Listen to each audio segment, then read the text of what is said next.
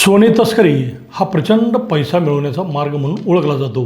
देशातील सोने व्यापारी या तस्करीच्या मार्गातून पैसा मिळवण्यासाठी प्रयत्न करीत असतात. आसाममधील गुवाहाटी हे शहर सोने तस्करीमध्ये गेले अनेक वर्षे चर्चेत आले आहे. म्यानमारमधून आणलेले सोने सबंध देशभर वितरित केले जाते आणि त्यातून प्रचंड पैसा मिळवला जातो. पंतप्रधान नरेंद्र मोदी यांनी 1 वर्ष सोने खरेदी करू नका असे आवाहन केले होते. हे सोन्यावरील कस्टम ड्युटी 8% वाढवली. त्यामुळे कस्टम ड्युटी चुकवून आणलेल्या सोन्यामधून फायदा जास्त मिळतो हे ओळखून अनेक व्यापाऱ्यांनी सोने तस्करीचा मार्ग अवलंबला. सांगली जिल्ह्यातील एका युवकाकडून तब्बल 37 किलो सोने पोलिसांनी जप्त केले. सर्वात मोठी तस्करी कारवाई असलेल्या या सोन्याची किंमत तब्बल 55 कोटी रुपये होत आहे. नेमका काय आहे हा प्रकार आपण या व्हिडिओच्या माध्यमातून पाहूयात. नमस्कार, मी अभिजित आणि आपण पाहत आहात प्राईम एक्सपोज. आसाम राज्यातील गुवाहाटी येथील खारगोली परिसरात गुवाहाटी पोलिसांनी एक मोठी आंतरराष्ट्रीय सोने तस्करी विरोधी मोहीम राबवून तब्बल 37 किलो 24 कॅरेट सोन्याची बिस्किटं जप्त केली. या सोन्याची आंतरराष्ट्रीय बाजारातील किंमत 55 कोटी रुपयापेक्षा जास्त आहे.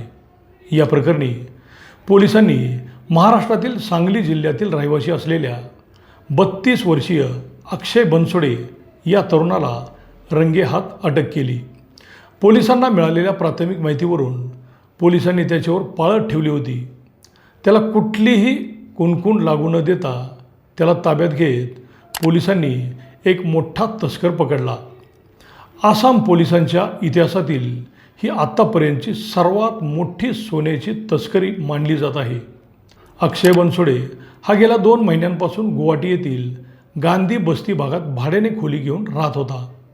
तो एक आंतरराष्ट्रीय तस्कर सिंडिकेटसाठी केवळ कुरिअर म्हणजे मालवाहक म्हणून काम करत होता. या बेकायदेशीर सोन्याची वाहतूक करण्यासाठी त्याला दरमहा तब्बल 80,000 रुपये वेतन दिले जात होते. यापूर्वीही त्याने अशाच प्रकारे तब्बल 20 किलो सोन्याची यशस्वी तस्करी केल्याचे प्राथमिक तपासात समोर आले आहे.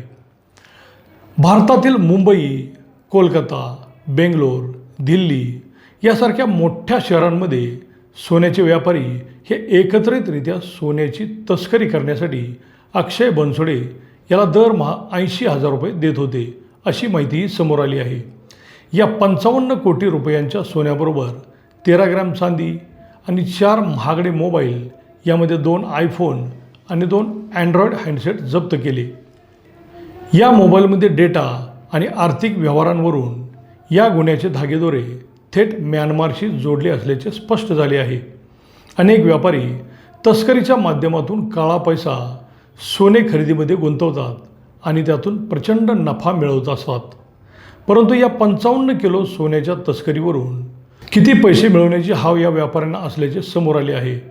एवढे प्रचंड सोने पाहून पोलिसही अक्षरशः चक्रावून गेले. आता पोलीस तपासात हे सोने कुठून आणले आणि कुठे नेले जाणार होते याचा तपास होणार आहे.